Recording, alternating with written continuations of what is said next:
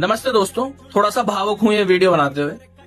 जब इस आंदोलन की शुरुआत की थी मुझे नहीं पता था कि जो भावना मेरे दिल के अंदर है वो दूसरों के मन के अंदर भी है।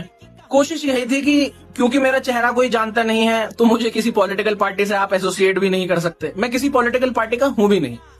मेरा मानना था किसी आदमी को देशभक्त होने के लिए किसी एक पर्टिकुलर पार्टी का होने की जरूरत नहीं है। भारतीय जनता पार्टी, कांग्रेस, सीजेपी, आम आदमी पार्टी, आप लोग अगर ये समझ रहे हैं ये कुछ एक दूसरे से अलग है, ये कुछ भी अलग नहीं है। हमने इसका नाम रिजर्वेशन हटाओ आंदोलन भी इसलिए रखा क्योंकि ये सिर्फ एक आंदोलन ही रहना चाहिए, कोई पार्टी नहीं बनना चाहिए। जो कि जैसी ही हम पार्टी बनेंगे हमें भी कहीं इंक्लाइंड होना होगा। भारतीय जनता पार्टी ने अपने वोटरों को धोखा दिया। भारतीय जनता पार्टी ने सिर्फ धर्म की राजनीति करी, वो ठीक से नहीं कर पाई। मेरे मायने में मैं ये नहीं कहता कि भारतीय जनता पार्टी ने और मोदी सरकार ने कुछ किया नहीं देश के लिए, ऑफ कोर्स किया।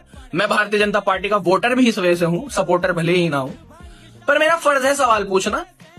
क्यों भारतीय जनता पार्टी चुप है, क्यों कांग्रेस चुप है, क्यों आम आदमी पार्टी चुप है? यही एकमात्र ऐसा मुद्दा था जिसपे सारी पार्टियां चुप हैं। कोई इस पे नहीं बोलता। सब लोग एक ही थाली में खाना खाते हैं। लोग सबका पता होता है कि कौन सा पार्लियामेंट में कानून पास होने वाला है, कौन सा नहीं होने वाला, और सिर्फ एक्टिंग करते हैं, जनता को बरगलाने का काम करते हैं।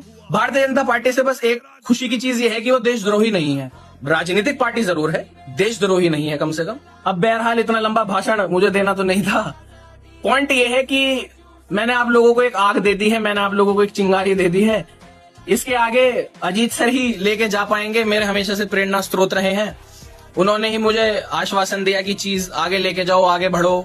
मुझे पता है आप लोग इसको अच्छे से नहीं लोगे और मुझे गालियां भी दोगे और बुरा बुरा भी कहोगे। खैर जो भी है उसको मैं स्वीकार करता हूं अच्छी तरीके से। पर इस आंदोलन का कोई चेहरा नहीं है। ये आंदोलन ही सरकार के लिए आईना है। मैं नहीं चाहता कि ये आग रुके, ये जंग रुके, कुछ भी रुके।